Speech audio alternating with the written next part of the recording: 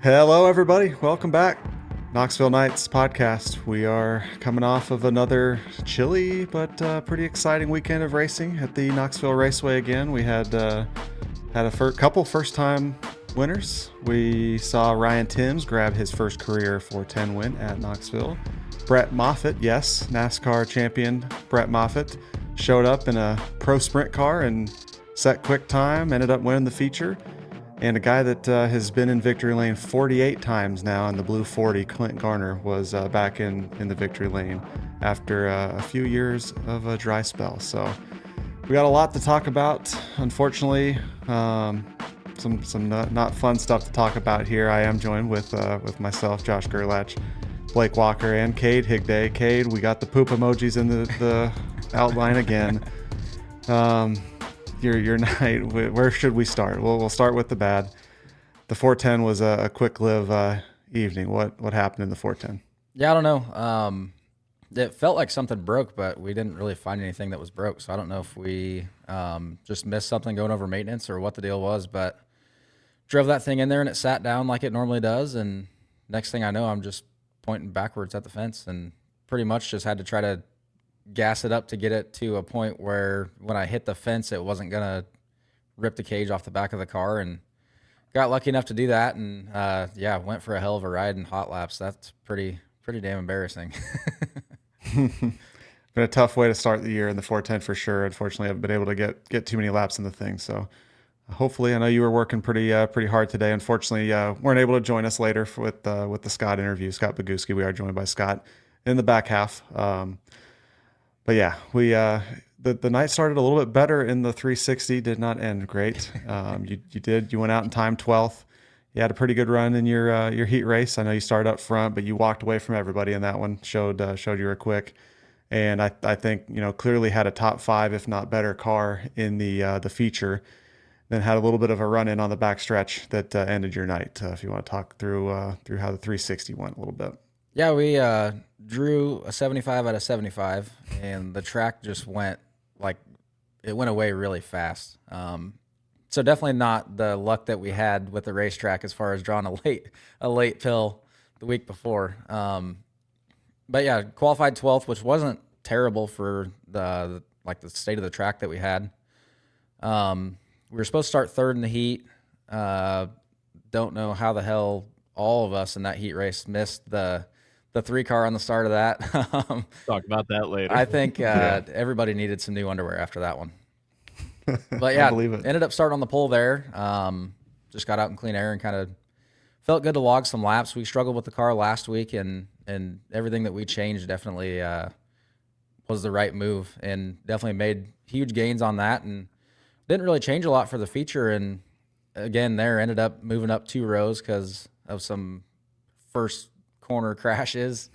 Got a pretty good start that last time and just kind of got rolling. And yeah, I was just starting to get comfortable and kind of get my groove, and I was getting ready to start pulling the wing back, and starting to get a little bit better. And I don't really know how to put it. It was more a racing deal than anything, I would say. But yeah, ripped the front end out of it, and that was the end of our night. Yeah, it was unfortunate. It could have went a lot worse, For anybody that didn't see it, Ryan Levitt and you got together on the backstretch after you got a run on the outside, and I was in the center tower and thought, holy cow, he is going to go inside and just smash the fence. So you did some, I don't know if it was great holding on or if you were able to actually control that thing with the nose knocked out. But thankfully it was not, you didn't get upside down twice last night. So that was at least a little bit of a positive. Does that help at all? I know it was not a great night overall, but you, like I was saying, you showed that you were clearly a top 5, if not top 3 car, or could have at least maybe even, challenged for the win. Does that help at all when you had such a rough night that that and you kind of have maybe a base that you found some stuff and you're ready to go coming weeks? Yeah, for sure. It kind of sucks that we bent the frame bad enough that we got to send it off and get it fixed, but we're lucky enough to have another one that's damn near identical to that one, so we should be back on the same page that we were on this weekend. And yeah, definitely had great speed. I feel like we had, if that thing went green to checkered, I feel like we had at least a second place car and maybe a shot to win it. And I think if we had a yellow, we had a really good shot to win it. but yeah, definitely good to have that kind of speed, and yeah, we're not ready. We have a bare frame right now, but excited to get back next weekend and try her again. You know, we can tell, Josh and I can tell, your mood is obviously down after a night like that, and there's no reason it shouldn't be. It's a human emotion for having a night like that. How do you get past a night like that? I mean, obviously the sun rose this morning and you wake up and you tear down what you did and you just kind of go through it. But Monday, Tuesday, Wednesday, Thursday, when does it eventually rub off, if does it? And then how do you just, like you just said, next week, go back and get them again? How do you get that mentality figured out? I don't know. I think it's more of a natural thing, like a fight or flight kind of deal. And I'm not much for giving up on anything, as a lot of people know. I'm more of a guy where, like, when life kicks you down, you got to just kind of dig in and figure it out and come back stronger. And that's exactly what we'll do. Definitely going to be a lot of work in the shop this week. Got to rebuild an entire race car, but no hill for a climber. If it was easy, everybody would do it. And like we talked about with Caleb a few weeks ago, you're a working guy, so you got to go clock in, clock out. And yeah, like you said, probably some late nights and no podcasting quite as early as we're trying to do today. So I guess, Blake, we can move into to the recap here from the weekend. You did not have it quite as bad as somebody like Toby Mosier went for one hell of a ride. There were, a lot of guys had rough nights. We'll go through it all. Just quickly talking about the track state, because I think track state, while it didn't play right into all these incidents that we saw last night, there were a lot of different things. But Kade talked about it, juiced up track. Colder than last week, from my understanding. Obviously, I'm up in the booth, but much colder. The track was just so fast. Brownie sets a 15 flat in his qualifying, and that's when you're like, oh, okay. I mean, these guys are ripping. That's why I'm like, a 14.3 is the track record. I go back and watch the video when Brownie sets the track record, because you think last night was fast. Look when Brownie set the track record. But Kade, talk about a track like that, juiced up. While I thought the racing was still good, you could definitely tell two distinct lines. Nobody was up by the fence. The middle was kind of not really there. Talk about what a track state like that on a cold night like that did and look like. Yeah, it was weird. Like, even like I watched the Dirt Vision videos this morning and just kind of replayed the night. It looked like there was traction like everywhere, and there really wasn't. I don't know, like, qualifying the track was really hard, and I don't know, like, just from us blowing that stuff up on top of it, and like it never really got back into the racetrack, I didn't feel like. So it was kind of deceiving, and we kind of had that happen to us in the 360A. We kind of freed up because we saw the track was coming back, and then I push off and go to buzz my tires in the middle, and I'm like, uh-oh. But yeah, the top was kind of like last weekend. It was really weird, and it flattened off in weird spots, and it didn't have the big curb, but it was still like gut slick coming off the corner, and you had to really, really time it right. So even for it being juiced up, I was glad the Duncans kind of gave it some character and made us work for it. Oh, it was a fun surface. I mean, as long as it doesn't rubber. I mean, and the Duncans do such a good job at keeping that from happening. Every surface is going to have different quirks, and that's just the beauty of it. And we don't usually race in that cold of temperatures. So, I mean, that's about as cold as it's going to get this year. I'm already looking, next week's going to be almost 80. So you're going to see a complete different than what we saw this week. All right, so let's talk about our pro sprints. We talked about it. Toby Mosier gets upside down after a very hard wreck in turn 3. He got up over the car of Logan Brown. Just got up over the tire. It just had a lot of speed, and that is the fastest part of the racetrack going down into turn 3. And unfortunately for him, the way it hopped him up in the air and the wind kind of caught him a different way, he went straight into the outside wall in turn 3, took the whole front end of the car off. He was limping away, but he was okay. Obviously, Kade, you had a rough wreck last night, but I mean, head on into the wall. I mean, it was almost perfect, Josh, right into the outside wall. He's so lucky to be getting away with just a limp, it seems like, out of that one. Yeah, I had one of those in 2023. Exactly. Ripped the whole front clip of the car off. Everything from the radiator forward was just gone. And yeah, that's definitely not a good way to crash, especially because like the way you flip after you hit the wall is not good for your brain. Yeah, who knows what happened? Yeah. Well, and even in a 305 too. I mean, unfortunately, you have experience there. Like you're still going fast, and like it's a dangerous sport no matter the class. And I didn't see it live, and I went back and saw the replay, and it was like, man, that was very scary, and very happy to see Toby walk away because, yeah, not great when you're. The speed picks up when he's in the air. I mean, like you're fast as it is, but I mean, that's just physics. The speed picks up as you're headed to the wall. So he's hitting the wall faster than you'd think he was. It's not like he's slowing down. Just a tough break for Toby. Josh and I were kind of talking about it before you hopped on, Kade. Who knows if he'll race next week. It's the unfortunate thing about those pro sprints. Like sometimes you'll be able to come back with the next car, but some of these guys, that's the only car they run. And Toby's been fast. I mean, he went quick time last week. It's disappointing to see. But tough break for Toby Mosier. That's why if you see any guys have T-shirts, make sure you buy a couple of them. Support the pro sprint guys. Seriously. Brett Moffitt, the pride of Grimes, Iowa. Sorry, I'm not quite there yet. Brian Giles, Giuselli, all these guys, just not quite there yet. But Brett Moffitt, the pride of Grimes, Iowa, goes quick time. He isn't subbing for Matt Allen. Basically, when we both kind of talked to him, Josh and I separately, Matt Allen just didn't really want to run for points, didn't really care, and him and Brett Moffitt are really good friends, so he just asked Brett if he wanted to drive the car, and Brett's like, yeah, I'll take it. It was Brett's second ever time in a sprint car. He's only run a 305. He ran a 305 last year somewhere. He like did Oski. Run Gio Scelzi's 410 in a hot lap, like fun extra day thing that they did kind of around the Nationals. But Brett goes 6th to 2nd in his heat race after going quick time, which that 17 car went quick time like 7 times in a row last year, so no surprise there. And he fends off Jay Kinder, one of the better pro sprint drivers that we've seen, to pick up his Knoxville win, his first ever win at Knoxville in a sprint car. He did win here at the Harris Clash in 2007 in a B mod, so it's been a while. But Kade, you've driven a sprint car. You've driven a pro sprint. Dude's second ever race in a pro sprint. Is it supposed to be that easy, or is Brett Moffitt still just the wheelman we've seen when he won the truck championship in NASCAR back in 2018? The dude's an absolute wheelman. There's no doubting that. Obviously the Pro Series is a little bit easier than like racing the 360 or the 410, but it's still hard, especially when you got Kinder breathing down your neck. That's, like you said, one of the best in that class, and he proved it last year with having a couple bad nights and still fighting for the point championship. That was cool to see him hold him off, and I hope we get to see him again at some point. It sounds like he's going to come back. Like, it just sounds like he might race every week. Perfect. And he never missed the bottom, dude. He had Jay Kinder, one of the winningest cars out there, on his outside, pinching him down, and that guy just kept on trucking. Like, and you're only going to get better. So, like, I hope he's back, and I hope you could tell just talking to him, he was having a blast.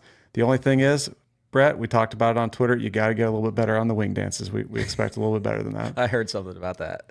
Mike Roberts leaned into the car and said, "You got to do a wing dance." And he's like, "I don't know what wing dance." So not good at dancing and not good at a wing dance. So it's get some more practice. So cool. It is so cool. And from where he was, unfortunately, it's been a fade out of NASCAR. He just really hasn't done it.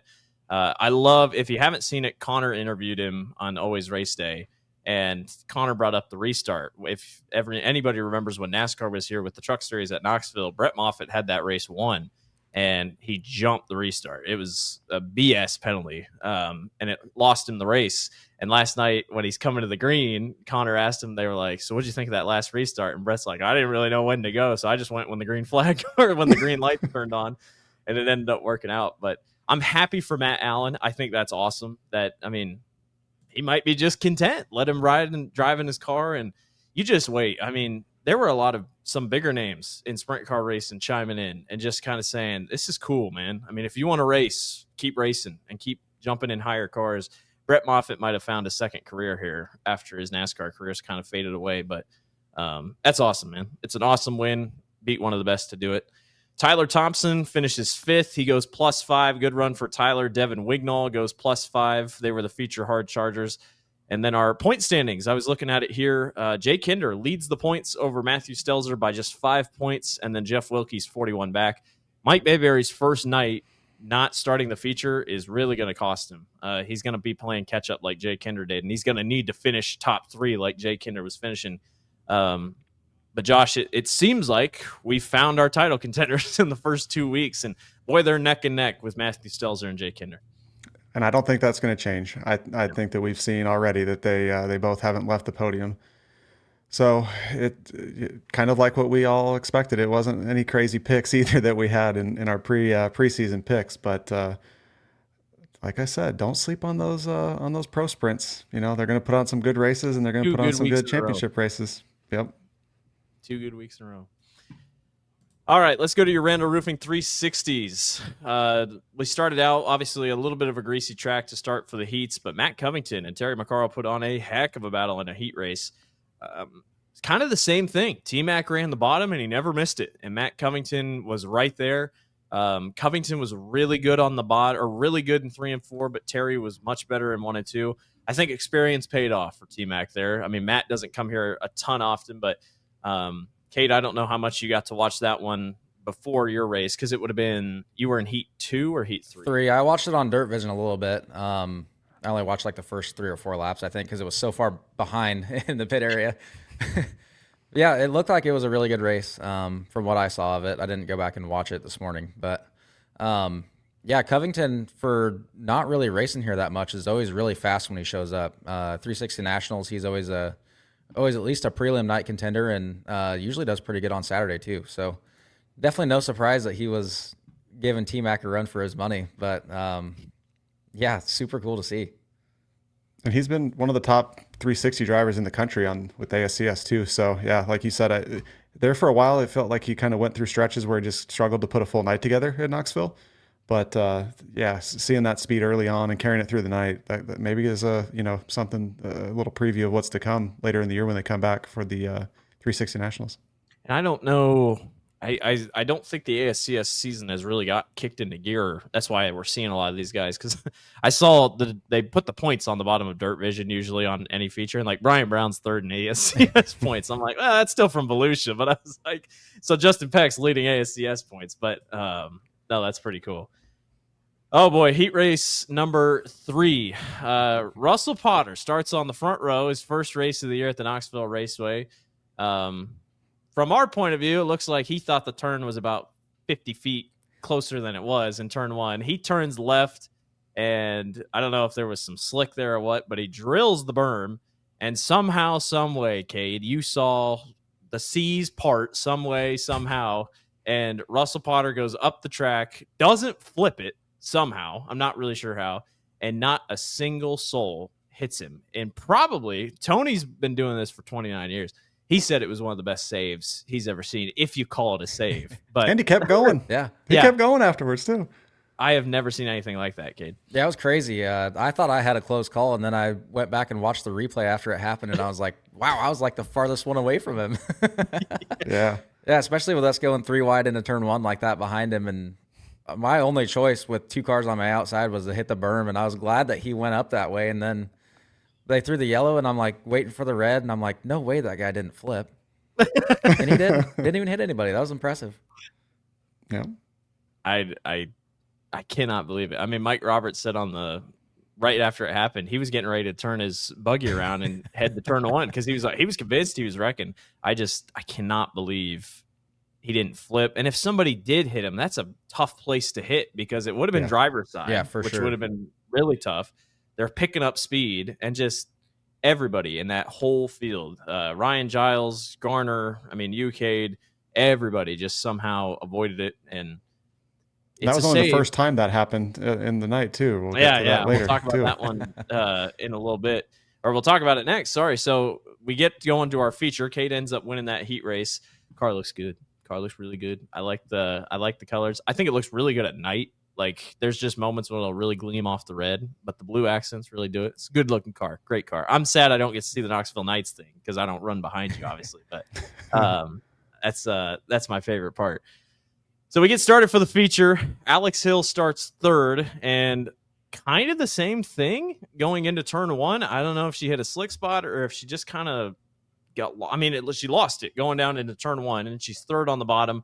And this time there's about 20-some cars behind her, and you can't all miss it. So Tasker tries to get on the brakes, hits her in the back tail tank, and he just goes straight up the hill. Chase Brown really, I think, got the worst end of it. I mean, Tasker's car was pretty bad, but Chase Brown just drilled Tasker in the side, and that ripped that thing apart. Terry McCarl got a little bit of damage. That was just the whole thing of, Kade, there's just nowhere to go. And you saw it happen right in front of you. If you haven't seen Tony Ross video, go watch Tony Ross video. His camera's covered in mud, but you can still see it. I mean, he barely misses Alex. So Kade, do you close your eyes and just hope and pray you miss it, or how in the world, what did that look like from your point of view? That was one of those that I didn't quite close my eyes, but that was my next step. That was definitely a pucker moment. Yeah, I went back and watched the video today, and I didn't realize how close I was to actually hitting her. And my dad's like, "Did you feel something hit you in the back bumper?" And I was like, "No." He's like, "Dude, it looked like you got hit." And I'm like, "No, I don't think so." But yeah, that was. And she was in a. Go ahead. She was in a real tough spot there too. It's crazy that nobody got her. And like you guys were talking about, Tony's video is insane. I think he posted on the Catalyst Autosport account. Yeah. Seeing that slowed down is pretty wild. Great driving. I know it didn't end well for everybody, but that was some great driving by the guys in the back, because you have nowhere to go. You wouldn't think a sprint car can turn that quick on a dime, but they make it work, especially with that back end hanging out. You're just trying to swerve. But yeah, Tony, congrats to Tony. I mean, that was a crazy miss. And a lot of the field. I mean, obviously there was a couple guys caught up, but a lot had their issues. And then immediately after, we had another wreck. That time, the field was just kind of slowing down and checking up. We'll talk about restarts. Restarts were a little bit more of a thing in 410, but the restarts last night were just rough. Back of the field gets stacked up. I never went back and looked. I don't know if Goodno's tire blew because someone hopped over it or if it just blew. But Sawyer Phillips went up over someone else's tire, and he's hydroplaning down the front stretch. And then he catches a piece of the catch fence, and then that thing just goes tumbling. So Sawyer Phillips takes a rough ride. And that's just one of those, Kade, where bad track position, you put yourself in that position, if you have a rough night, there's really nowhere to go back there. Yeah, that's exactly what it was, too. It wasn't really, anybody's fault. And yeah, like you said, everybody just kind of, excuse me, everybody was kind of checking up and doing their thing. And yeah, Sawyer just got kind of caught in the wrong place at the wrong time, and he took a pretty good ride. It almost looked like I saw it live, but I like you said, I didn't see what exactly exploded Riley's right rear, but it almost looked like something was broken on Sawyer's car too, because he was the rear end didn't look quite right. Turn. Yeah, and then he just kind of took an odd tumble kind of over the front. So yeah, it was an unfortunate night for the Phillips brothers. You hate seeing that for anybody, especially brothers. They both tore up a couple race cars last night. And then immediately after that, we don't have it on our notes, but Aiden Zoot goes into the outside wall. In my opinion, the car just didn't turn. And then I think, and it's hard to see, but I don't know if the tire blew just before he hit the fence, but then he hits the fence, so he tips over. It was a rough night. A lot of red flags for the 360s. It's not like that every week. It's just, it happens. It's not a bad rap on the series. Don't watch one night and think it was that's how it is every week. It's not like that every week. But at the end of the day, go ahead. Oh, I was just gonna say, Kade, how easy, because you guys make it look easy. Go up there, put the right rear on the cushion, and just stand wide open. You never lift, right? But how easy is it to get up over the cushion like he did, and then you're just sucked into the fence and along for the ride? No, it's super easy. I about did it last weekend actually when you had that curb. I got above that thing and it did exactly that. Pulled me clear up into the fence, and I was just lucky enough not to flip. But yeah, it's super, super tough, especially when the track was kind of, like you said earlier, Blake, a little bit greasy and just kind of not really a definite cushion. It's really easy to get up over it. At the end of the night, Clint Garner gets back to victory lane, scores his 48th career win. He's still got, I think, about less than 20 to go, like 18 or 19 to go to catch Hesmer. But Clint Garner still second in all time, scores his 48th career win. He passes Tyler Gronendijk late for victory. You just kind of knew on a track like that, the front two, those were going to be the guys. Though, just the way the track was, and Tyler Gronendijk is still searching, man. I am hoping for him every single week. I saw him start on the front row last night. I'm like, this is it. This is another big chance. And with Aaron Reitzel not in the field, you take the field. Anybody in the field can get it done. But he kind of ran the middle of all places. Tyler was running the middle, which you didn't really see a lot of people run the middle. Hadn't really caught lap traffic a ton. And then Clint Garner just ripped the top. I don't think Clint left the top. He just kept it pinned on the top. And that 40 has speed. And it had speed last year, but he felt like he just didn't have those brakes. It wasn't quite there. But an emotional Clint Garner in victory lane, Kade. And he's back, man. I mean, first win since 2022. I mean, it's been a while for Clint Garner. And, man, he sure got him off on the right foot now. He's leading Jamie Ball by about 40 points to start the season. Yeah, when you're a guy like Clint Garner and used to winning all the time, I mean, obviously he's got 48 of them. Those don't come all in a couple seasons. But, yeah, to not win for that long definitely wears on a guy, and he's not getting any younger, and he'll tell you that himself. So, yeah, that win was definitely cool for him, and, definitely justified that he was a little bit emotional. Yeah, and a guy that's won 360 Nationals, won a bunch of races.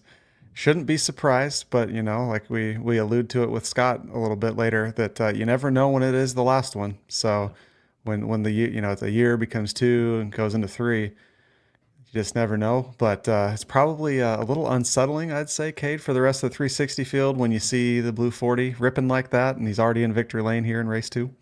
Yeah, we know it's going to be a long year now. Well, and that's the thing with, high limit. There's a lot of weekends that they are racing, and that you'd expect Aaron not to be able to make it back, because when Aaron's here, he'll run double duty. That's just a given. And he has been beat. I mean, there have been nights where Aaron has been flat out beat, but he is the heavy favorite when he comes in every single week. And Clint Garner, I mean, makes it happen. And he said last week he had a steering issue, or like something wasn't right steering wise, and he still finished 5th. So, I mean, he's got a really good spot to start the season, and happy for Clint Garner, and a tough break for Tyler Gronendijk. I mean, it's coming. They're qualifying well. I think that's the big. He went quick time, didn't he? Gronendijk did. So, I mean, he went out like first, second, or third, and that's big. Kade, you talked about where you draw is huge, but happy for him. Couple notable finishers. Scott Winters goes 18th to 9th. The man out of Butterfield, Minnesota. What a town name. Happy for Scott. That's awesome. That's an awesome run for him. Boy, he avoided wrecks like crazy, and that kind of came down to it. Matt Covington got a top 5. Again, we talked about Matt Covington. In my opinion, the best story of the night, Timothy Smith comes home 5th. They have been qualifying well, and he has. I mean, even last year, he had a lot of good runs in qualifying. And he brings it home top 5. He goes +5 in the feature. It wasn't like it was handed to him. I mean, he went up over the cushion on one of the restarts, and I thought he was done. And then he ends up coming back, and he's one of those guys that they're just going to get more and more confidence that put him up there. I mean, he's top 10 in points. I don't think they'll battle for a championship per se yet, but I mean, Timmy has a legit chance if he can get one of those nights to fall in his favor, Kade. This 86 car is going to have a chance to go to victory lane. Yeah, I've noticed it even just from the start of last year. His improvements have been huge. He's a really, really smooth racer. Definitely uses his head a lot, I feel like. Some people don't anymore, which is good to see a younger guy have some common sense and not just be balls to the wall. Well, and he works on the car. I mean, he's hands-on, and that's unfortunately, that is sometimes the difference. If you're working on the car, you're going to race the car different than if you're not touching. Yep, exactly. But yeah, great run for them. Like you said, up 5 and definitely had to work for it. Yeah. Those laps on iRacing on Monday nights we've been seeing in our weekly league. That's the cool thing. I mean, he was a Pro Series driver. I mean, for people that don't know, iRacing had a Pro Series that was like the top of the top. I mean, it is the best iRacers on dirt. And Timmy was one of those drivers. And he was very good, very competitive. So really cool to see Timmy Smith. I'm going to get a T-shirt. I got to get a T-shirt. Got to get one of Timmy. That's really cool. I know I'm kidding a little bit, but yes, it was very impressive. And you love to see like smaller teams that don't necessarily have the big time budgets, guys like that are what make that series go around, hopefully we kind of see that trend continue for him. If anybody wants a good video, Wade went to their shop down in Missouri last summer. So if you go on Wade's YouTube channel, he has a really good video. It's like 30 minutes long, and it's just your normal garage, just a little bit bigger garage, and everything's all scattered everywhere. There's trophies from old time, there's everything's all scattered about, and it's really cool to see what that team's doing. So happy for Timmy. All right, let's go to 410s. Brian Brown runs a 15 flat. Again, good luck catching the track record. It's going to have to be a perfect night, but a 15 flat, pretty dang good. Austin McCarl and Scott Bogucki, all 3/10 faster than the field. So that was kind of your separate. I think that was what a lot of people thought going into the night. You're going to have Brownie, you're going to have Austin McCarl, and you're going to have Scott Bogucki based off speed that we've seen. It's not a surprise anymore. Scott Bogucki is qualifying well. It's not a surprise that 78 car is really fast. Track was juiced up, and I mean, Kade, did you get a lap or did you get 3 corners? I got about 1.5 corners. Okay. So I was going to ask about track state and Fort. Never mind. We're not going to ask about the corners, don't ask me. I don't know. But yeah, I mean, fast qualifying for all those guys. And Brian Brown, man, I mean, it's just Brian Brown. I mean, that is a quick time master. He doesn't do GoPros, I don't think, but I'd love to see what his hands look like, because he has got to be one of the most steady-handed guys to be able to keep it straight, Kate, because that's all it comes down to in a 410, especially early in qualifying like that. Yeah, his hands don't ever move. They get their car really good, and he knows how to manipulate it and put it where he needs to make a good lap. And like you said, he's definitely one of the best at qualifying at Knoxville, especially. He is a heavy watcher of Dirt Vision. Whenever I was in the infield, he was the one. I mean, he always was watching online and trying to keep it up. So really cool for those guys.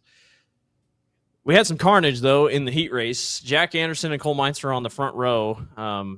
We talked to Scott a little bit later, but Josh and I talked to him off camera. He was kind of talking with Jack, and Jack just said he kind of went a little slower than he should have been going coming to the restart line.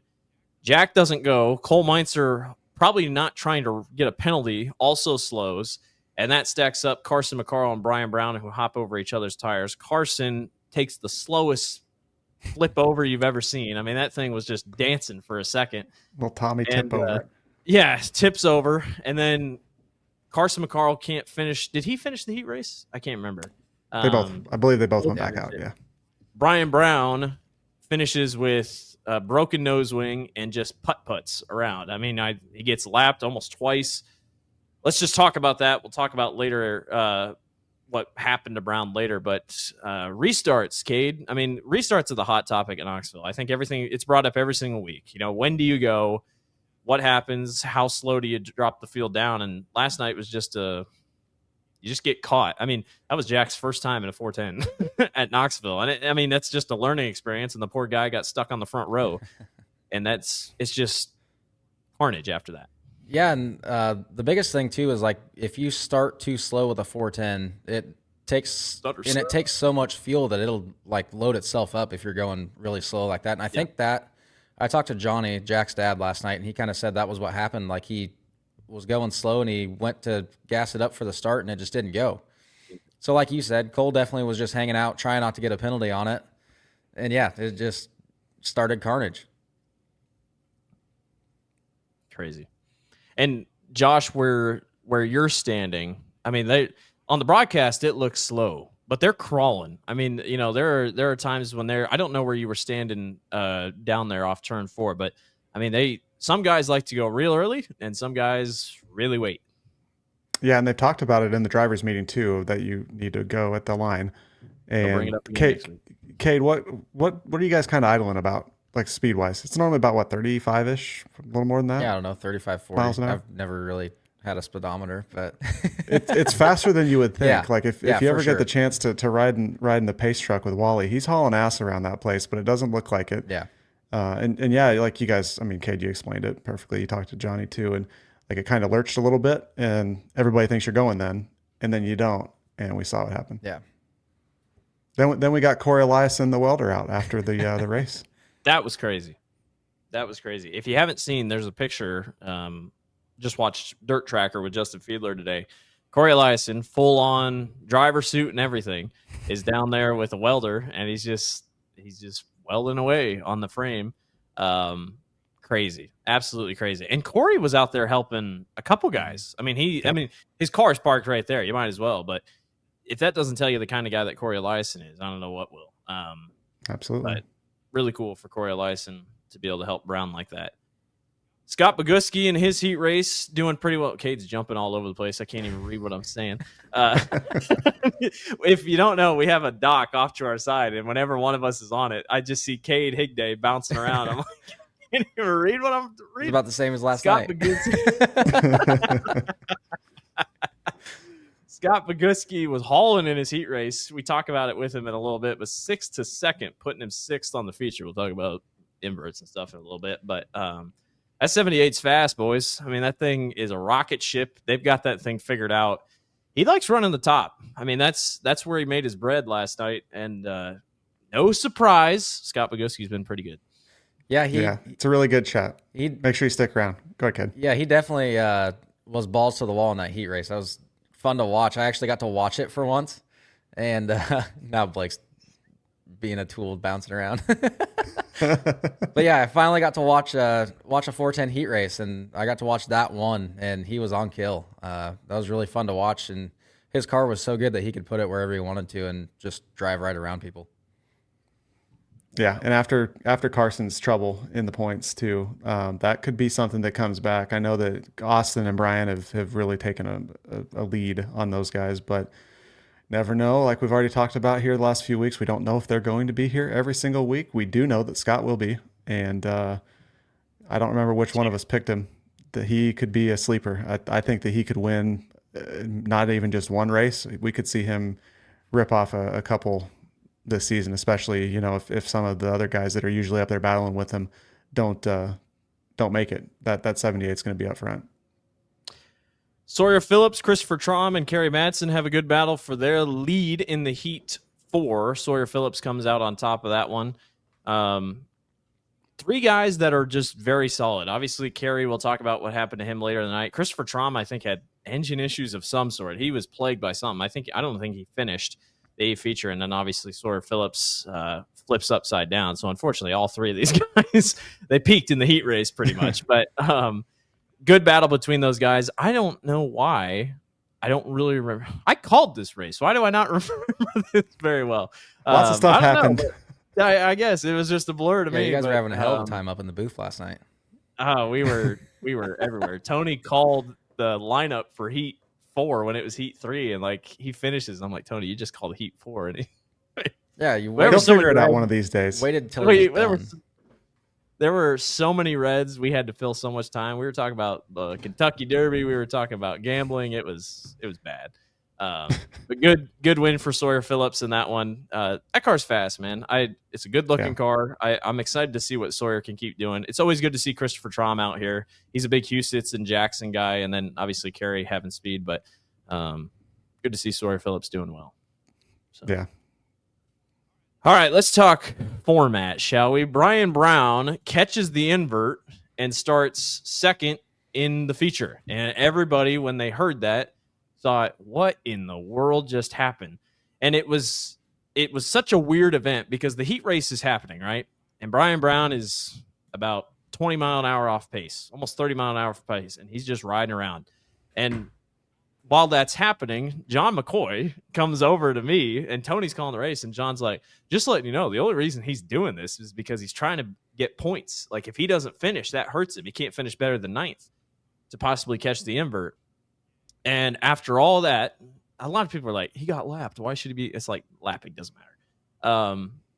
But Brian Brown catches the invert, Kade, and starts 2nd in the feature, and people ain't happy about it. But here's the thing that they also got to think about. The invert's not going to help you every single night. I mean, there's a chance Brown could have started mid-pack, but luck? I mean, I don't know. He just got lucky. I mean, that's just kind of how it is. And then same thing, Kade. Do heat races matter? I don't know. It's hard to say. Like, last week, I didn't really think it was going to make that big of a difference. We qualified 5th and lost a spot in the heat race, and I was like, all right, we're still in the invert, whatever. Yeah, we were not in the invert anymore. We were 9th, and I was on the losing end of that deal. And I honestly thought Brownie was going to be on the same boat that I was last weekend, and he got lucky enough to hit it right and start on the front row. It's easy. We kind of touched on this last week with the qualifying changes. It is easy to complain, especially if you want to complain and not give solutions about your complaints. So I'll preface it by that. However, it also doesn't quite feel like the heat races matter that much when you see something like that happen, and it's all on qualifying. So track, making the format up, I don't know what you do different. It's a big track that tends to favor cars that have really good motors who can do that. Usually guys that have a lot of money. So might hurt the little guys. I don't know, but I also don't know what the answer is. If you're, when it comes down to nationals time too, a lot of your weekend is riding on your qualifying time. So it does make sense in a sense to have a lot of the weekly format dependent on that too. However, I would like to see guys not finish 8th in their heat race and then still get to start on the front row of the feature. Feels like there might be something to potentially balance out there, but I'll also be the one to raise my hand and say I don't really know what you do to help with that.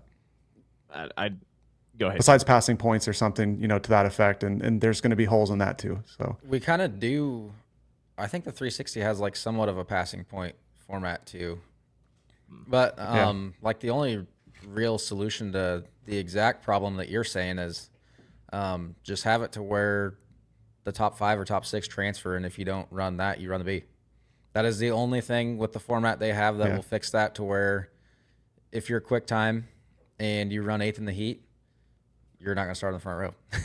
Would you maybe look like a redraw or something like that? Would you invert heats, or would you do what the Outlaws do and you just start up front? I don't know. The invert makes it interesting. I think it does. Yeah, I do too.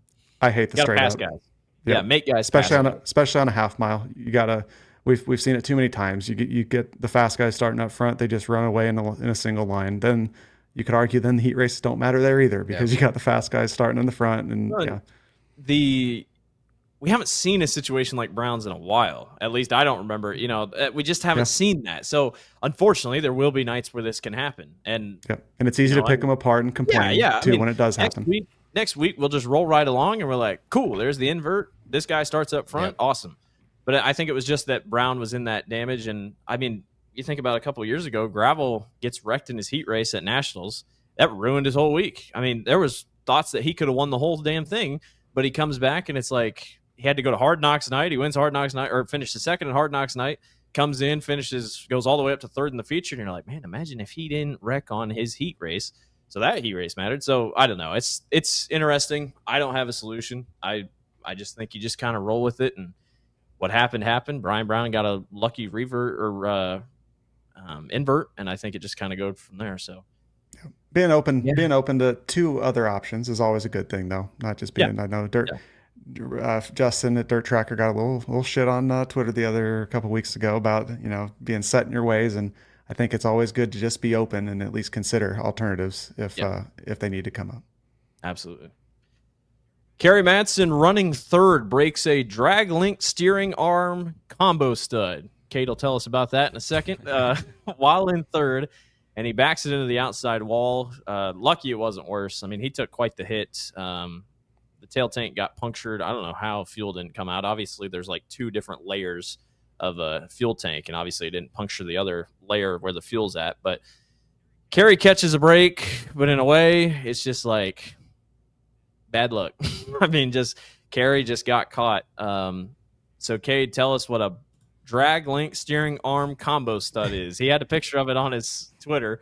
So explain it to the people like they're 5, and what happened to Kerry last night? He lost all of his steering is what happened. The drag link runs from the pitman arm to the front axle. So the pitman arm runs off the steering gear. And when the stud breaks, it literally is like you let go of the steering wheel and let it do whatever it wants. So like you said, very lucky that it wasn't much worse than it was. And I saw something, I think it was on Twitter today, or maybe Instagram, he posted, and he was in pretty good spirits about it and said basically live to race another day. Seems to live by that motto from what I know about Kerry.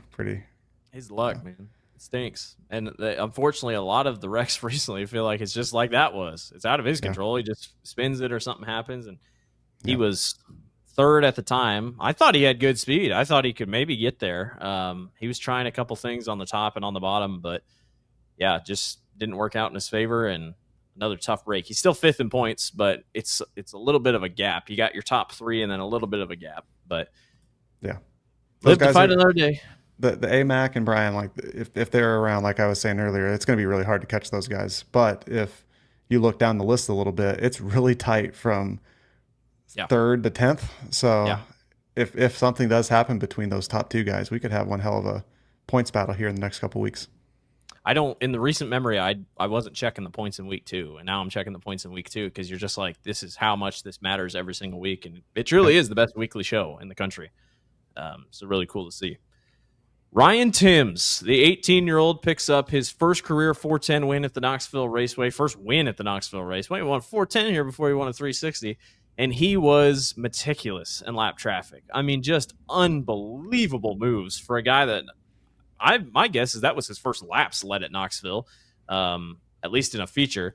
He had an insane move in turn 2 where I thought he'd just continue ripping the fence, but for some reason he gets on the brakes and cuts down and splits cars 3 wide, and I think that's what sealed it. And he got around Kelby Watt late. That was a big move to get around Kelby, and that kind of left Brian Brown behind.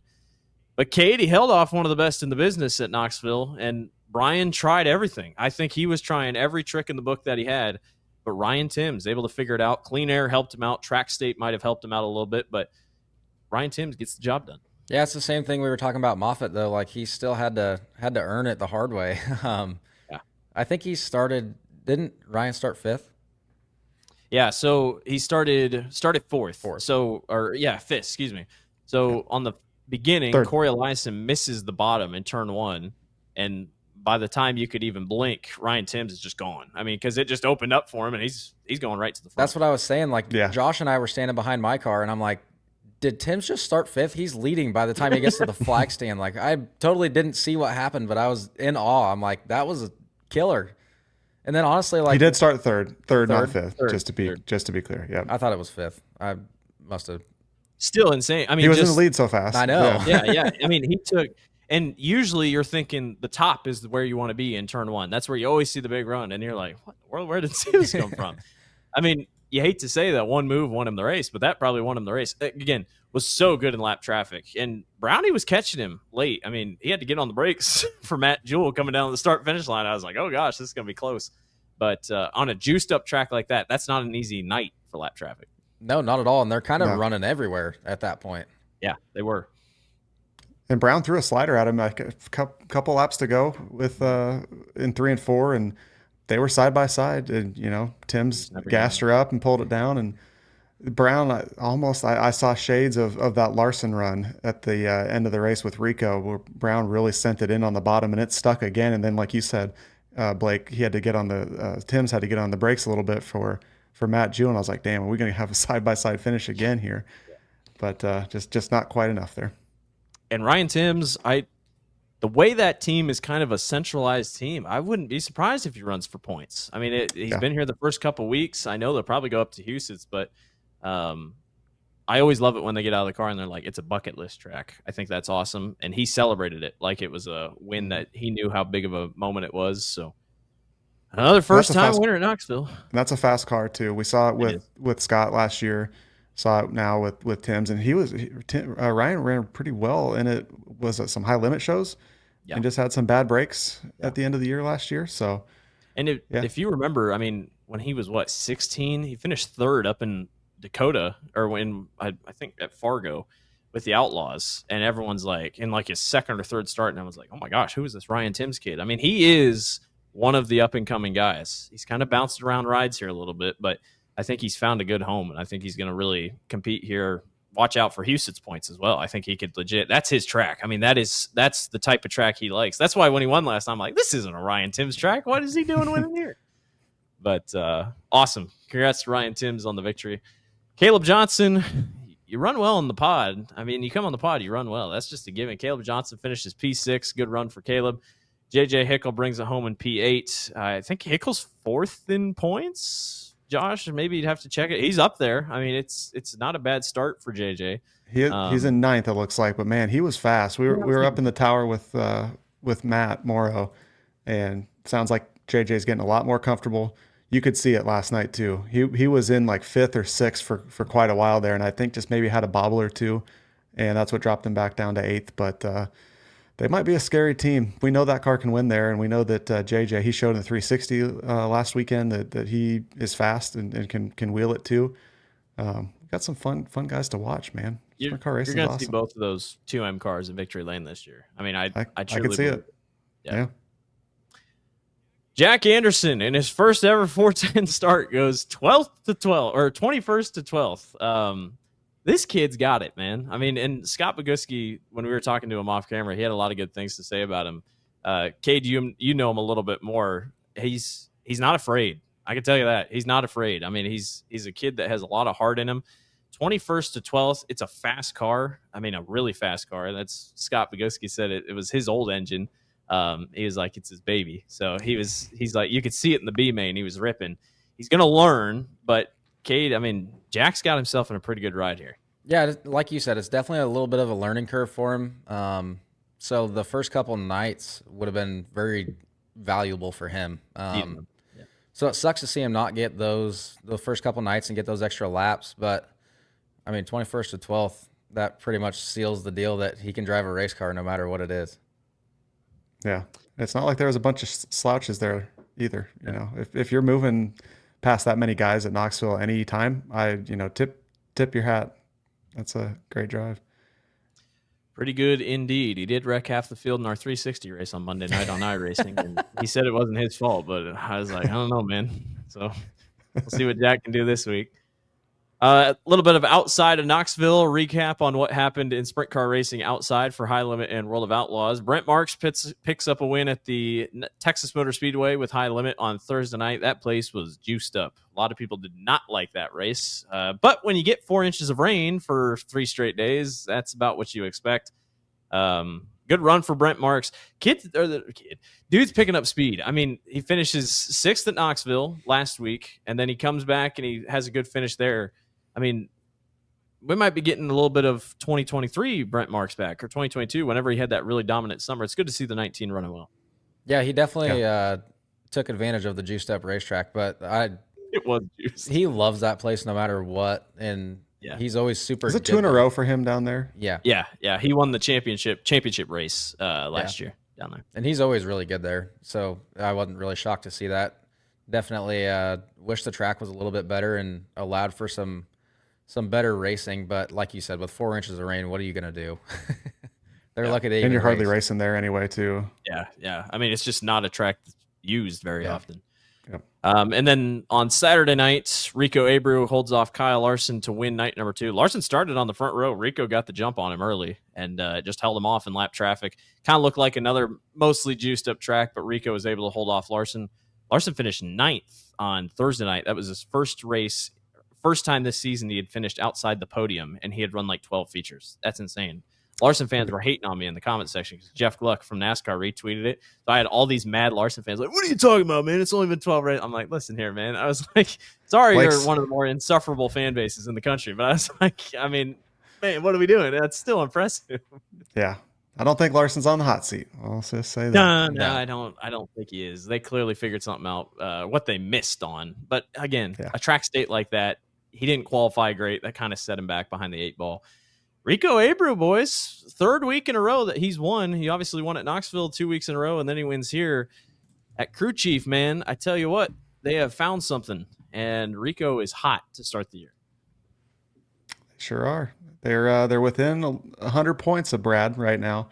He's starting to get his lead out there a little bit, and if he goes, Brad seems to always go on a little bit of a heater, at some point during the season. So I fully expect that to happen. But I mean, what do you guys think of Brad's car?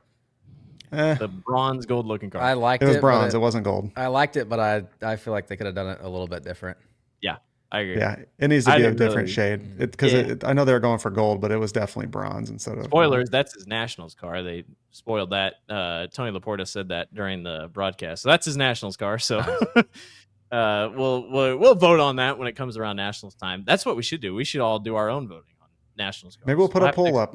Yeah, we'll have to exclude what Josh and I are cooking up for Kade, but we'll see what happens. Because that'll obviously be the best. But so we'll have to pick second place. Like, sorry to the rest of the field, but that car's going to show up and you're going to like have to pull your glasses down. Like, be like, what's that? Watch out. David Gravel fends off Donnie Schatz to win the only night of Let's Race 2 at Eldora. They were unfortunately rained out on night number 2. Cole Macedo, really good run for him. Zach Hampton Zach Hampton had a really good running. That boy had the bottom figured out. I mean, he was ripping, and he never left the bottom, which I think kind of cost him later in the run. But first of all, David Gravel doing David Gravel things. You knew when he was starting up front, he was going to be tough to beat. But I'm really excited for Donnie Schatz.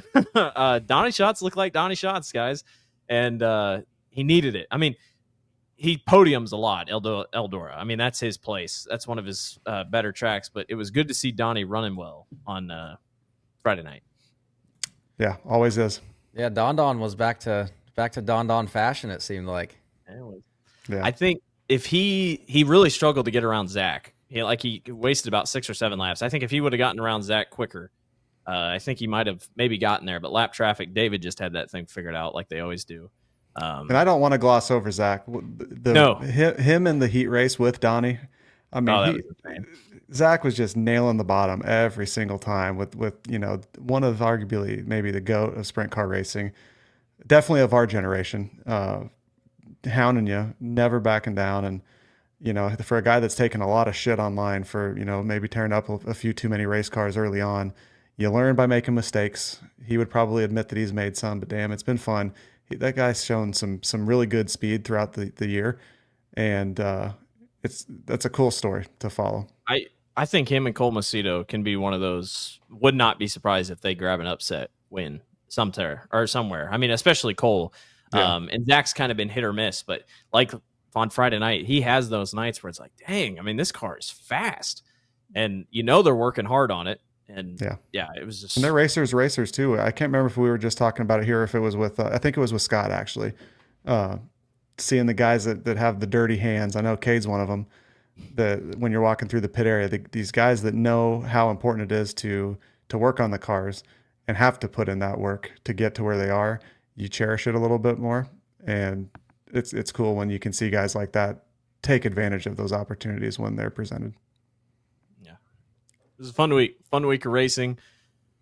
All right, let's end things out with Blake's trivia for the boys. It's another week, another question for trivia. Had to dig deep for this one. It's going to get harder and harder to get trivia. I might have to keep digging. But we saw Submit Brett some Moffitt. questions.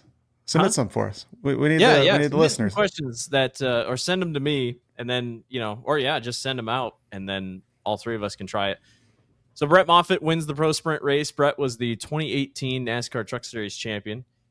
I would like both of you to try to name every champion of the top 3 NASCAR series that has won at the Knoxville Raceway. This is hard. I know Kyle Larson and Brett Moffitt. Yeah, obviously those two. Yep. Shoot, man. I'm just going to stick with those two. I feel like this is a loaded question. Kade's got his answer locked in.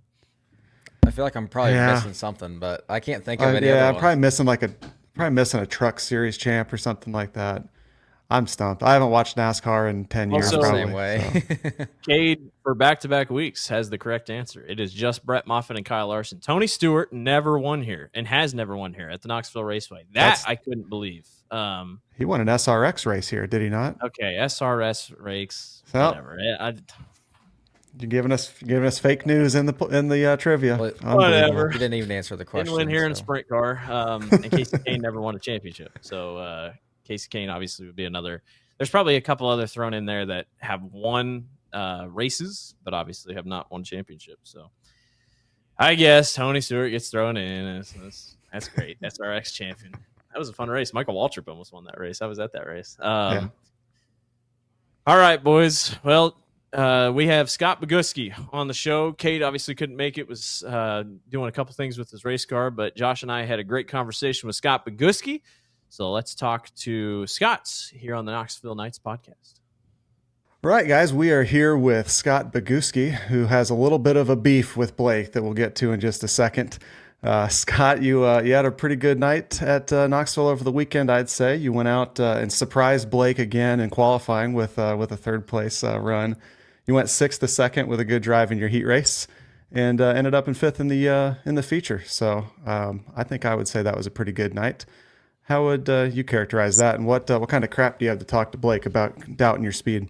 Yeah, the other day he got in here and he started babbling at how surprised he was that I went quick time the other night. I guess he forgot the quick time at the Outlaw race last year.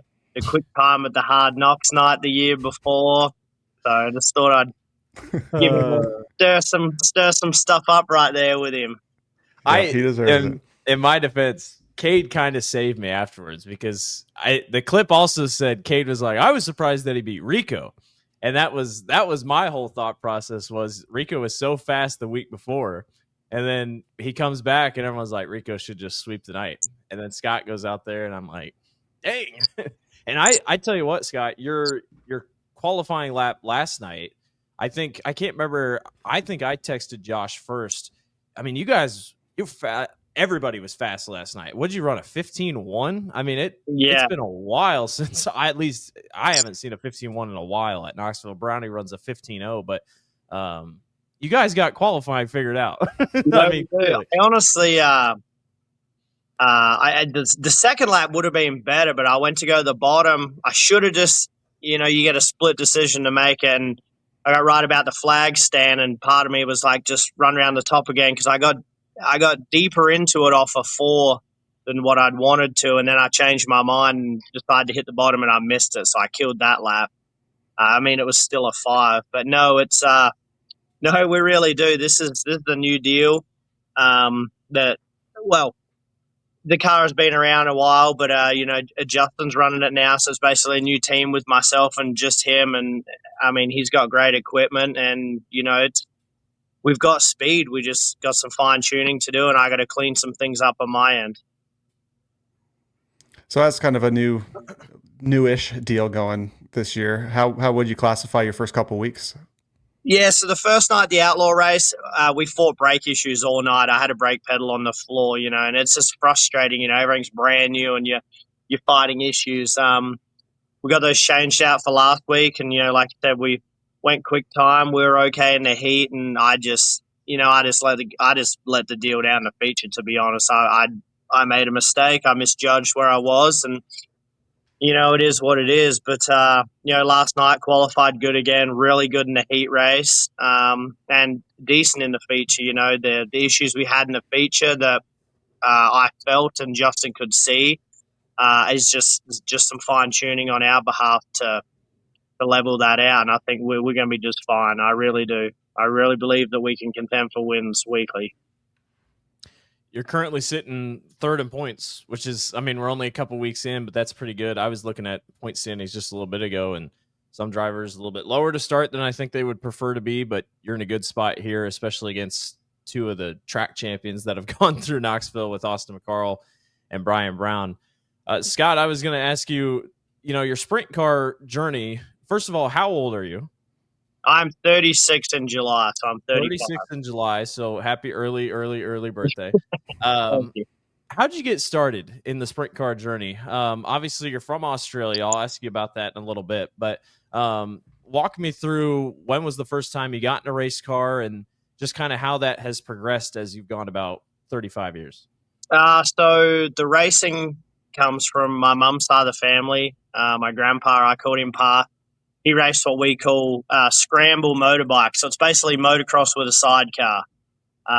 Big old heavy bikes, Indians, like those guys, they were hardcore. And I would have been 9, and mum and dad, hey, do you want to get a motorbike? I had a motorbike, I should say, to burn around on, right out in the paddocks, where you guys call them fields, etc. But did you want to do something? And I don't know, something with the motorbike, it just never really hit home. And then they took me to a go-kart race, and I was dead set on wanting a go-kart. So I got into go-karts when I was 9 and raced those through till I was 19. And then stepped into what we call wingless sprints, which they are a wingless sprint car, but at home they only have what you would have as a V6 Buick engine. They don't have the power that you guys have. Ran those for a couple of years and worked and saved all my money, and then sold that and came here in 2012. Went on the road with Johnny Herrera. He was ASCS racing, and I bought my first 360 sprint car, and I shipped it back to Australia to start racing. Just quickly on that, you talked about shipping a sprint car back to Australia. This is what I've always wondered. Can you talk about that process? Because that does not seem easy. No, so honestly, if you try to do it yourself, it's not. So back then, I mean, the dollar was really good. I think it was like 99 cents back then. So like it was a no-brainer to buy everything here because it was so much cheaper. But there's a guy out of Melbourne in Australia, Midwest Imports, if anyone needs anything going either way.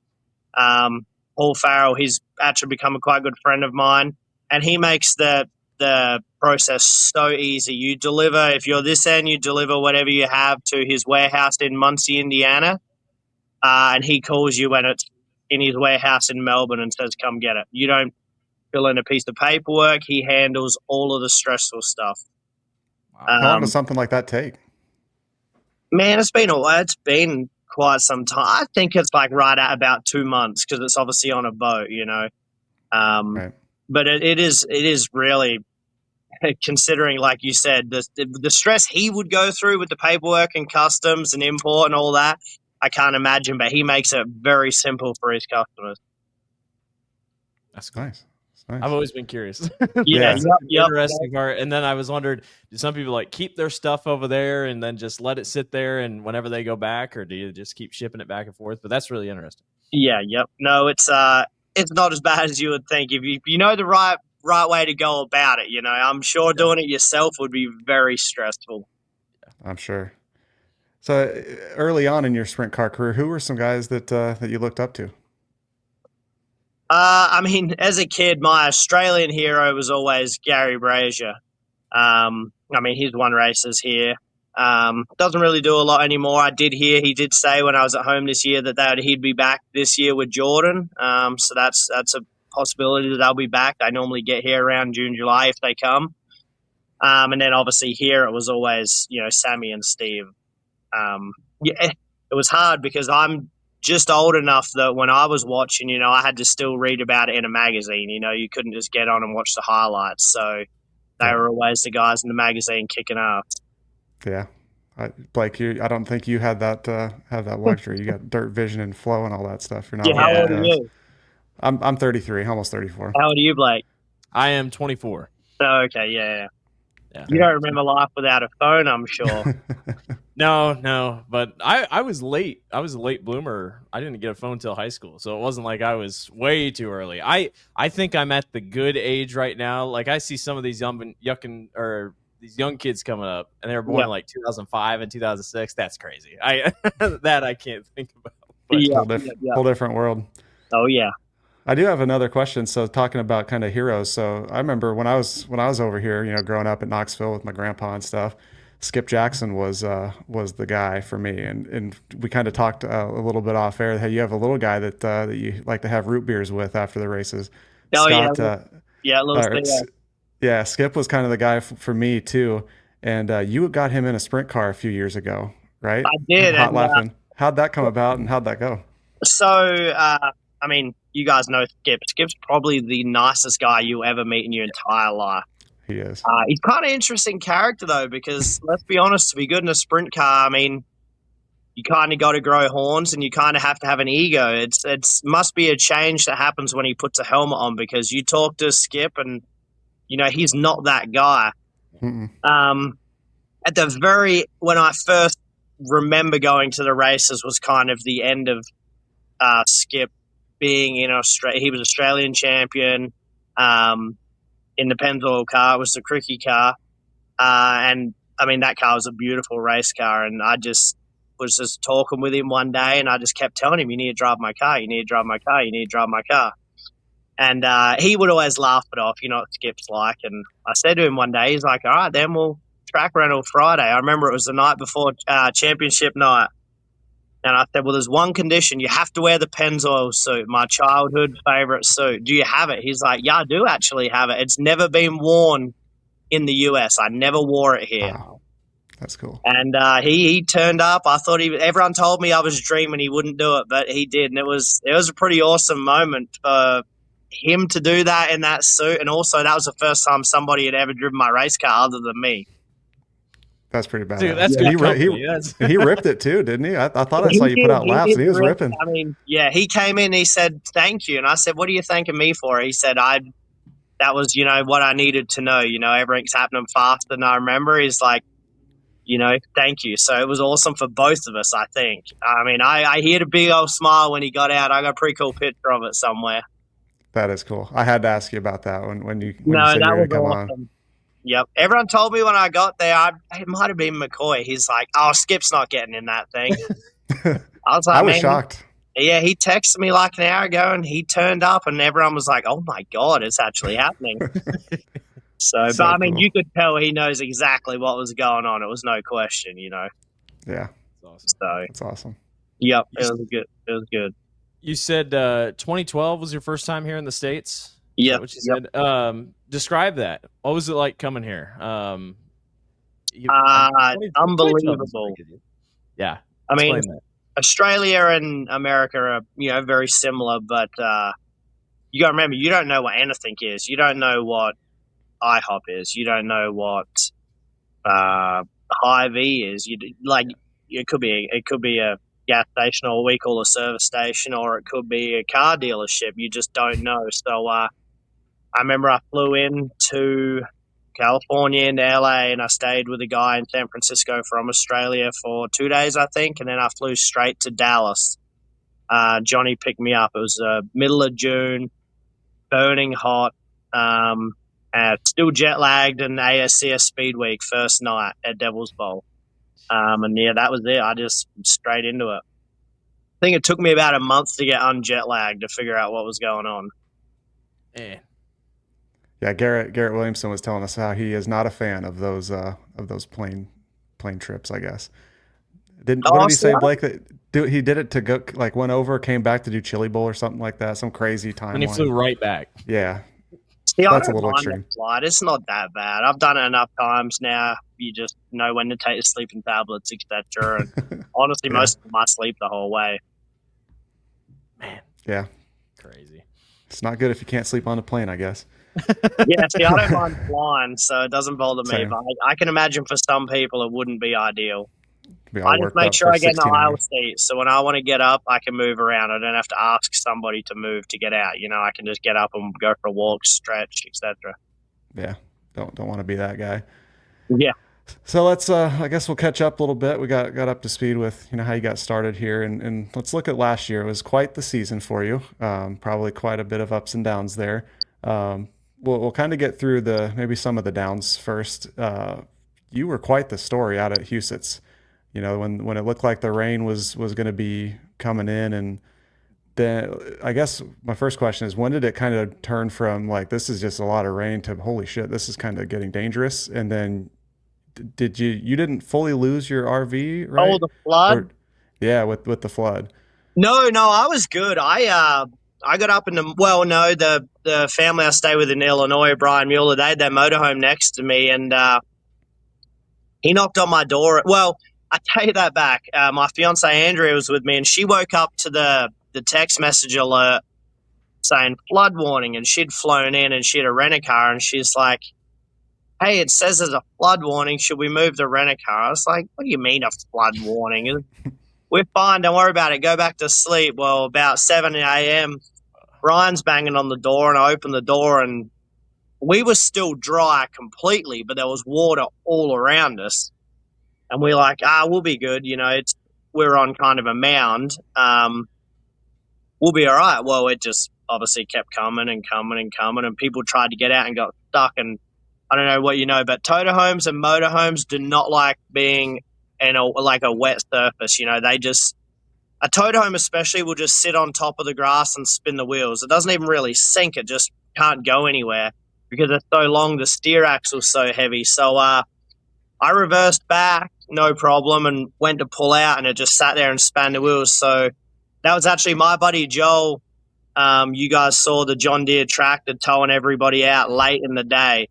Well, he drove that down there just to get me out. So I got out before we got my toter out and Brian's motorhome out before they even got wet. I mean, we had to go through maybe 4 or 5 inches of water just because it would spin in the wheels. Like, it maybe came to the top of the rims. That was like maybe about this deep. And we were good. And then we did spend the rest of the day, though, helping everyone else. So it was actually pretty awesome, getting in there and helping people. We had motorhomes floating behind that thing that made it out in one piece. Just crazy pictures. It was just because of that river behind it, wasn't it? I mean, that was the main. That's the main part of it. I mean, and it's in a ditch. I mean, the whole track. I didn't even know the river was there.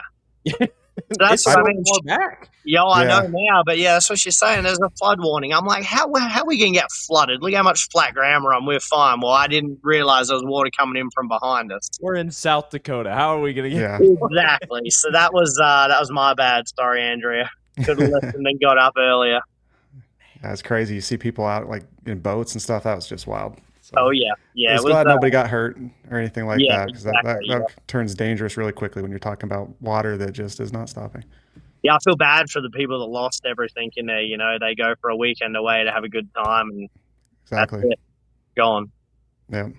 So, like I said, I was just very fortunate where we were parked, and that Joel got there so early that none of our stuff got anything. Yeah, for sure.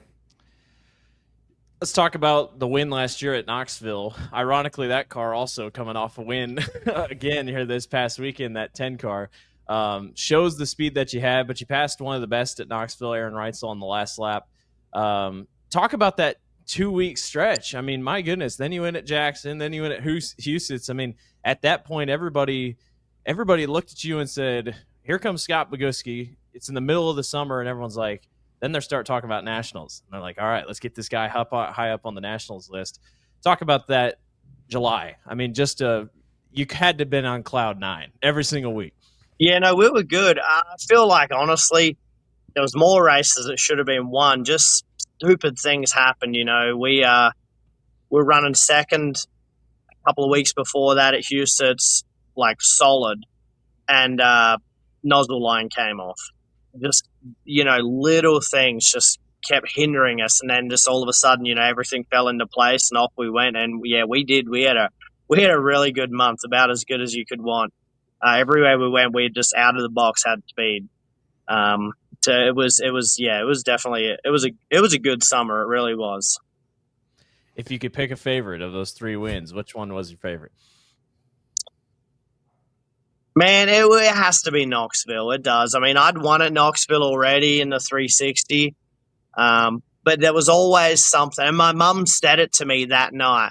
She said, you can breathe now. And I said, what do you mean? She said, you won. I was like, I already won there before. She's like, no, we knew, like my mum, my dad, if I'd not ever done it in a 410, it would have just always eaten at me. Yeah. You know what I mean? They knew that. They never said it, but it was more of a relief, to be honest. You watch Linton do it, the Madsons do it, Brooke do it, Gip do it. I think Moyle won a race there. It's like, damn, am I going to be the only Australian that didn't win a 410 race? So we got that crossed off, so that's good. I understand that sentiment, because in the last couple of years we've seen Garrett Williamson win a 360 race, and then same thing with Chase Randall. But when they win that 410 race, it's just like, finally, and nothing against the 360, nothing against Pro Sprint. Knoxville wins a Knoxville win, but you're totally right. Yeah. Finally crossing off a 410, and all the people that have won in 410 competition, it's definitely up there as well. Yeah, no, exactly right. I mean, my 360 wins were great, and it was amazing, both of them. The first one I think was in 19, July 4th weekend, and then actually the day after Skip drove my car. We should have known. yeah, championship night. And the third time I managed to take more notice of, making the right-hand turn, etc. It was, even though it was the first 410 one, it was still less blurry, if that makes any sense. I soaked it in a little bit more, because, I mean, it's Knoxville. You don't know if it's ever going to happen again. The place it's that tough, period, Yeah, honestly, that's something those young bucks, they feel like you're on top of the world, and they're just going to keep coming. You just never know when it might be the last dub. Exactly right. So I want to go back a couple years, because you and Davey Heskin probably had 2 of the most popular Hard Knocks drives in 2023. What was that Friday like, man? I remember seeing you in the media center afterwards. You both were just jacked up. It was really fun to watch. No, that was awesome. That was the first nationals I made. So, man, I'd missed it by 1 car. I remember, I ran 5th from 13th in the 25 on Hard Knocks night one year, racing Shane Stewart for the last spot in, so I miss it by 1 there, and then we run 7th on Saturday. And then in my personal car, I think we went like 5th quick one night, 8th to 5th in the heat race. So it's like at that point, all you got to do is make the A with that qualifying time and run top 15, and you're probably going to lock in the way the points are, So I missed the heat race by 1, and then you run the B feature, and then I run 5th in the B feature. I miss it by 1 again. It's just like, it's just always by 1. You can see the car right there, and you just can't get to it. So, no, that was pretty emotional. That was always obviously to win at Knoxville, but to make the Nationals has been the goal, As many Nationals as there's been, there really hasn't been as many people as you would think that have done it, Yeah. You've done it 2 years in a row now. Going into last year, you were damn solid. I think we had the notes down here somewhere. You ended up, you were 6th in your prelim feature and 8th on Saturday night. So, I mean, you've shown in multiple cars that you were fast. Take note, Blake, at Knoxville. And what's that like, man? Like, I know we talked about how you're 3rd in points this year. It seems like things are just kind of stacking here. Yep. It's just, honestly, it's just laps at Knoxville. You get the occasional person like Kyle or Corey Day that can just turn up and rip there. But, I mean, 99% of people will tell you it's you can't really coach someone, I don't believe, on how to run the bottom, or it's kind of one of those things you just have to keep doing it. It's just so very different to everywhere else in the world, basically. I've never ran on anywhere that you have to do the same type of thing as what you do at Knoxville. It's a lot of tracks in Australia and a lot of them here too. It's his own beast, and the only way to really tame it, I feel like, is to just keep going and basically getting your teeth kicked in and just keep fighting back. That's a theme we've heard so far from a few different guys, that you just have to keep showing up, even if you're getting your teeth kicked in. Yep, it's that's all I kept doing. Trust me, it's not like I just turned up and was like, oh, this Knoxville stuff's easy. Yeah. For sure. So, talking about making the Nationals last year, Tony was unfortunately under the weather, so Wade and I were a part of that drivers meeting. So that was the first time I was a part of it, and that's a different feeling for me, and that's as a media side. Talk about being a part of that as a driver, because Wade's speech last year, and every speech that Tony does every year, the whole point is to really hit with you guys. You're here. You're one of the 20 guys that have made it. What was that like? And do you think people, the young guys, do you think they fully grasp it? And even, the first year that you'd done it, did you fully grasp that you're in the Knoxville Nationals, hundreds of guys show up every single year trying to make it, and you're sitting there on that Saturday? I've started, the older I've gotten, I've tried harder to, take note of this little things like that. But no, it definitely is different. It was a lot more in my face last year. Starting 8th, I was on the front row of the drivers' meeting. You're right in the front of everybody. There's hundreds of people looking at you. I don't like, but as much as I'll babble and talk to anyone, I really don't like talking in front of a large group of people with all eyes on me. It makes me nervous. So it's but it's a moment that, as it was happening, as uncomfortable as I was, you got to sit back and appreciate it, because it was my lifelong dream, to make the Nationals. And then especially last year, doing it out of the qualifying night, the rest of the week is just, you're the guy that gets to, we went, or the Wednesday, so you're the guy that just gets to hang out Thursday, gets to hang out Friday.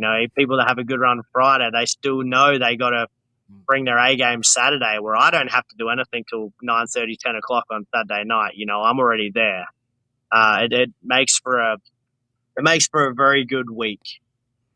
How does that go now that you're touching on there? It's a different approach. How different was that to lock in on Saturday night last year versus other nights? When you know that you have to maybe go through the soup to try to get locked in.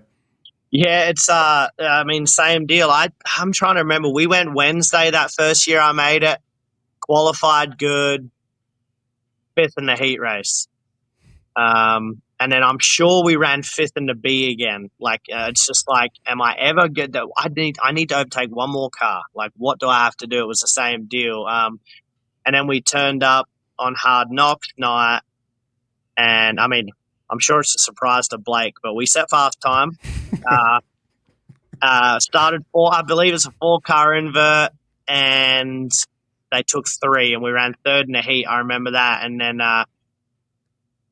we were quick time in Group B, so yeah, started on outside front row with Reitzel. So, I mean, that's about as best spot as you want to be, but then all at the same time, I got gravel coming behind me. I got, a bunch of good dudes. And I think that race 25 laps. I can't remember, but, it's, you make a mistake and you're going to get eaten up pretty far.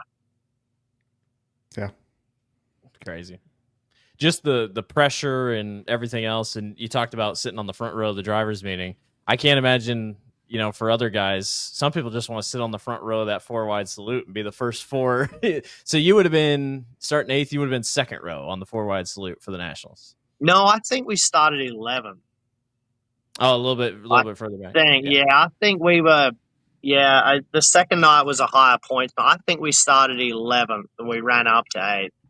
Honestly, I feel like we should have ran 6. I got to Brown, and started racing with Brown. I believe he was 6, and I messed up on the bottom, missed the bottom. So instead of getting Brown, I got overtaken by, I think, Tyler Courtney, and we ran 8. I mean, top 10 at Nationals it's probably up there and highlights of my career. So nothing to shame at, but obviously still frustrating, Josh has a couple more questions, but the last thing I wanted to touch on Nationals, how do you approach a race like that? I mean, it's 50 laps. I hope that never changes, but obviously we pit at the 25 lap mark. Hey, what are you looking at me for? I like the I like the 50. You guys like watching everyone run around like idiots at the pit stop. So I want to hear Scott's opinion on that too. But okay, so we'll get to that in a second. But how do you approach 2 25 lap features? Realistically, you got your first 25, then you got your stop, and then you got your next 25. How do you approach that when all season long at Knoxville we just run 20 laps? Yeah, I mean, you got to be sharp yourself, because that's basically, I mean, like you said, that's almost 3 features, for what we run normally. That's a lot of racing, like anything, I guess, you just get your car as good as you can and try and go forward, and then just at the same time at the pit stop, you just got to start over again. I didn't really look at it as you're just there to overtake cars. Do a solid job, and I feel like you do still have to be hanging pretty good at the end of the first one though, because I mean we all know Knoxville's tricky. Other than Donnie, there's few people that have ever ran from further than 10th back to do anything. It's just how it is. It's nothing wrong with that. It's just how it is. It's nature of the beast. So you do still have to be in a pretty decent situation, I believe, at the end of the first 25. All right, so 50 laps, you roll your eyes, or both of you guys kind of roll your eyes. What do you think? What should the Nationals be then? I like both ways. I like the 50 laps because, it allowed, for example, like Donnie to come from the B that night.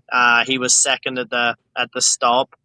I don't know. I still feel like, everyone on 33-gallon tank and maybe 30 laps straight would be. It's just there's catch 22 on both ways. It's just it is what it is. Either way, it's the Knoxville Nationals. It's always going to be the most prestigious sprint car race in the world, as far as I'm concerned. It's not. I don't see anything ever overtaking that. So it will always hold, high credit for however they do it. 100 plus of you guys are still going to show up no matter what. Yeah, so, exactly. Yeah, that's exactly right. It doesn't matter if it's a 10-lap sprint; we're all still going to turn up. It's the Knoxville Nationals. That's the dream. Yep. So. Some people might not like 50 because we've had a guy lead 100 laps in a row now in the Nationals, so that might change their perspective. They're like, we get it. We've seen the same guy lead for 100 straight laps now. Yeah, true. No, that's cool. All right, well, as we kind of close things out here a little bit, just wanted to touch a little bit more on that car that's sitting behind you there. Yep. How exactly did that kind of come together, and what are you guys' plans for this year? Is it going to be mostly Knoxville, maybe Huset's, hit and miss around the Midwest, or what do you guys got on the plan here? Yeah, so I met Justin in 2018, 2019. And like I said, I this car originally used to be, he was teamed up with Brandon. It was the 25, I think everyone knows that. And I've driven it on and off. That, like I said, that 13th to 5th run on Hard Knocks night was Justin's first year as a car owner. That was his stuff. And then, that ran with Hickle and some other guys. And in between, though, when they didn't have anyone, I filled in and out and just kept a good relationship with Justin. And at the end of the year, I didn't really know what the future held for me, where I was going. Things had kind of changed to what I was aware was happening. And Justin just called me up and said, "Hey, what are your plans for next year?" And I said, "At this point, I'm not sure. Why? What do you got going on?" I'd had a few smaller offers on the table. And he said, "Well, I'm, putting everything together, all brand new. He has Kistler engines and Newshiny Lawson chassis." And he just said, "Man, I want to win as a car owner. I want to win a race at Knoxville, and I think you can do it." And I said, "Yeah, I think I got more left in me and the right situation." And he's like, "Well, that's the goal. Let's run Knoxville weekly. And then some hit and miss in the Midwest. How's that sound?" I was like, honestly, it sounds good to me. So we're supposed to be at Wichita Wednesday with High Limit, and then Lakeside Friday, being 10 minutes from here, and then we'll be back at Knoxville again. So, like I said, he had beautiful race cars, beautiful engines, and I'm a lucky guy, I guess, to drive it. So, I feel like for as fresh as this team is, like I said, no brakes, outlaw night, the whole night, opening night. Error on my, but I mean, realistically, last night was our first real, no issues hit out, and I feel like, fifth in a 410 race at Knoxville is not easy to do. So, pretty solid. I think, we're just getting going. I think we're going to be plenty good. Sure. Promise I won't be surprised anymore when you go quick time. Oh yeah. Yeah, I'm gonna have to get your number. I'm gonna text you from the infield and be like, "You like that?" Yeah. Have Josh will send you my number and we'll be set. There we go. We need the beef. I love it. Yeah. Well, appreciate you taking the time, Scott. Best of luck to you guys the rest of the year. Like you said, we've seen you win already. I will not be surprised, Blake, if we see that nice looking 78 car in victory lane. No, thank you guys for inviting me on. I appreciate it. Have a good one, Scott. Thanks. See you guys. Thank you. Well, that was a fun one with Scott. Thank you once again for jumping on with us to Mr. Bogucki. I know we talked about it a little bit. Hopefully the weather holds off for his run with High Limit here on Wednesday. If it does not, we will see him back at Knoxville on Saturday. It's been another fun show, boys. Kade, we got to get this shit figured out. Hopefully we have some fun stuff to talk about at the beginning of next week's show. No pressure. But for Blake and Kade and myself, make sure you guys are following us at Knoxville Nights on all the social platforms. It's on YouTube, Facebook, and Instagram. Knoxville Nights with no O on X. And make sure you search for Knoxville Nights on all of your platforms for your podcasts. We do have video podcasts now on Spotify as well, and we've been throwing in some polls on there. Make sure you give us a 5-star rating and leave us a review. It'll help us get this to more people too. And if you want to follow our shenanigans on Twitter, X, whatever, I'm at Josh_Gerlach. Blake is at Blake_Walker8, and Kade Higday is at Kade Higday. Like I said, for these guys, thanks for listening. Make sure you're at Knoxville on Saturday, May 10th for the next round in the Weekly Series Championship racing. If you can't make it, it will be live on Dirt Vision. Otherwise, we will see you guys next Monday.